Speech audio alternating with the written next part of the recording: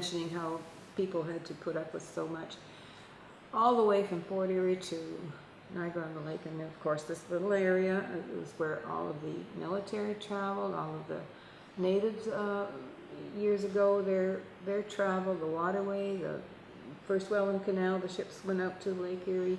And then all of the War of 1812, the Fenians, rebellion first, and then the Fenians, and then as we went along, there was just so much that happened in this area. It's just amazing.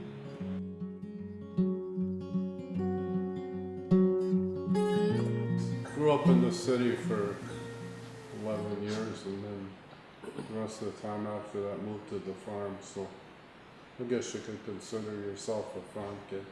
Certainly did a lot of farming, approximately 50 years of farming. Well, I grew up on a farm, so it was something that I was familiar with, but I remember Gunning's big barn with rainbow farms on it. It was one of the sights that we'd see when we drove the parkway, and it was lovely, just lovely. We had some lovely barns in this area, but they're fast disappearing. I grew up on a farm, and then when you went out on a Saturday night, your buddies, which is the same age, had a car. You didn't. You grew up on a farm, they worked in a factory. So that sort of pushed the younger generation off the farms, I think, into factories because of the cars. A little jealousy maybe. The farmland in Willoughby, in most respects, is not good farmland. And if you're going to farm today, you've got to have excellent land. Otherwise, it's just not feasible to farm. I can remember some years that back to back, twice in one season, or over the 2 seasons, we weren't able to plant 2 seasons in a row. So that really, you have no income then from your crops for 2 years. And that happened more than once with our farmland. It's poor to mediocre farmland, in my estimation. And farming has changed. The methods of farming have changed so much now. You need so many acres, and the equipment is huge in order to make any money. And it's actually, farming is a gamble. And the cost of farm equipment today is just unreal. It's gone through the roof. And many of the farms that are being farmed aren't owned by the people that are farming them. They're renting them. And I see huge equipment going by my main road that I'm on. And the people who are farming it, they don't own these. They just go out and they rent all of the areas that they can. On the property where I live now, there were 13 apple trees on that property when we bought it. I waited till each one fell down. When they fell down, I cleaned them up. I never cut any of them down. And all 13 are gone today. They call it Snyder today, but it was New Germany back then. And they had a little cider mill there. Yeah. They'd press the apples. Was there anything in Chippewa? I don't recall. Just trunks. Oh.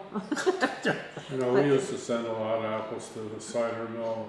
Yeah. I can't recall where it was, but I know it wasn't too far away. Yeah. Must have been the one you were Could have been, talking yeah. about. I know it's going to the cider mill, and then we'd be waiting to get back to the gallon bottles. Yeah. Well, the Limes were selling that at one time too. I have a bottle that says Chippewa Limes. It had cider on it.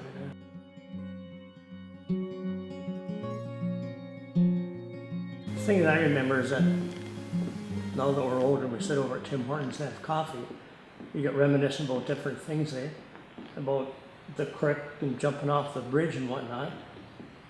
I don't think there's too many people in Willoughby that know how to swim, because the Chippewa people had the creek right there. We were farm guys, so we stayed on the farm. So we didn't get a chance to really get swim, but I don't know really of anybody that knows how to really swim like the people in Chippewa do. I always worry about somebody being drowned, and because the majority of the people who ever drowned in Chippewa weren't from Chippewa. They're usually from out of town. But yeah, if you're from Chippewa, it's a creek. One time, going over the bridge, and everybody's yelling and screaming.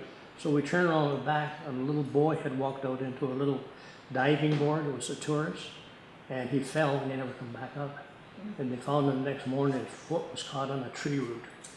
And but there's been the odd one, even up along the parkway here. There's been drownings, but it's always been somebody just doesn't know the creek because there's such an undertow on it. So I guess you just grow up in Chippewa knowing that the creek is the boss.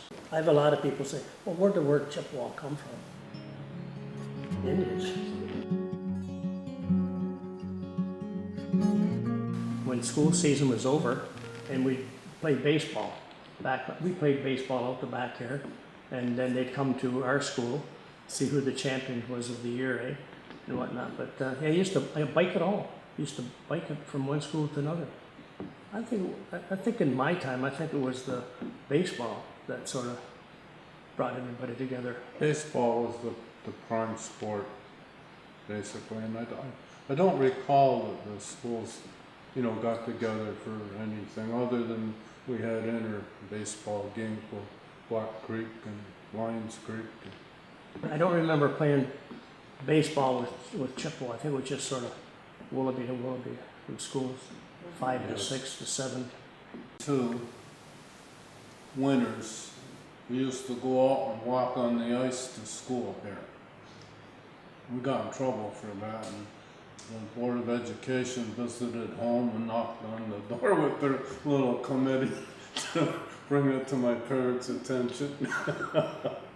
But the ice would likely be 20, it seemed to me it would look like 40 or 50 or 100 feet out, but it was definitely quite a ledge of ice that went out in the river. You could basically safely walk on it. In fact, we used to, up in front of John Coley's, the mailman, we used to play hockey there up in front of Coley's. We'd all go up there after school, play hockey on the river.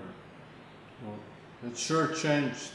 What we used to do is out in Willoughby Township, number 6 school, there was a forest out beside, so we're allowed to cross the road. Tons and tons of snakes. We used to have the little baby ones, and we used to take the handle grips off the bicycles and stick all these snakes in there, put the handle grips back on again. Then when school was out, we'd pull them off. Of course, the girls were yelling and screaming at us, and then all the snakes are coming out by their arms, and they're going to tell their dad, and they're going to do this. But we got away with that for quite a while. It was fun for the guys. Well, it was built in 1946, and it survived for 17 years. And when they tore it down, all the steel structures were put on 2 great big transports, and then went out west for a drive-in theater out there.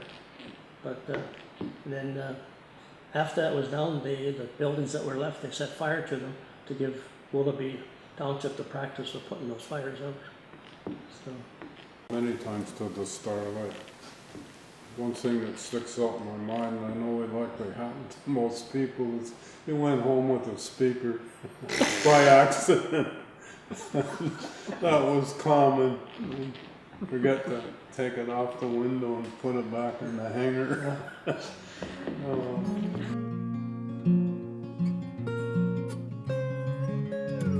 And then one year a friend of ours had a boat, so we took a ride over to the south end of the island where the old hotel used to be years and years ago. And we just got out and walked around the tip, and there were some pieces of concrete and stuff like that, but that's as far as I ever got into the island. But a lot of stories about that island. Very interesting. I remember him telling stories about ferrying threshing machines and stuff over to the island to harvest, and then to bring the stuff back.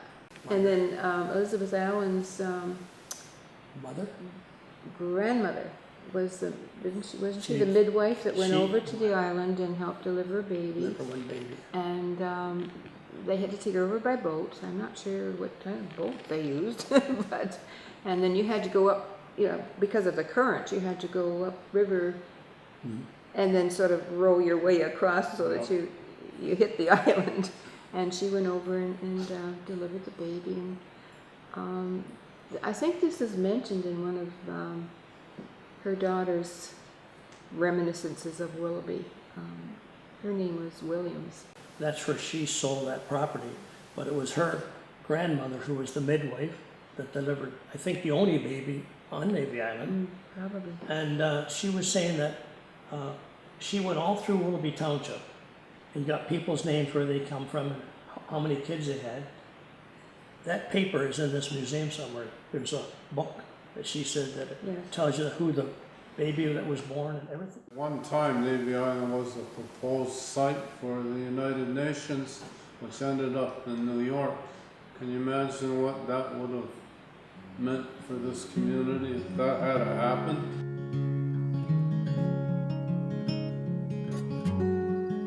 Well, I love the drive along the river for various reasons. One of them is, as I go along the river, I think back the historical part. The old Ebenezer settlement at one time it was there, and all of these things that are, long, long gone, but yet there are still little stones or little memorial plaques for them. And of course, I love nature, so I'm always bird watching, and the peaceful. I like maybe just to pull off on the side area and just watch the river, and it's a very, very peaceful place. As I do travel along the river, I reminisce about all the different spots and properties as I go by, and kind of think about the history of them, and more should be done to preserve a lot of the history of a lot of the properties. I sort of said I gotta start doing something about it, and I haven't got started yet. So it's on my bucket list.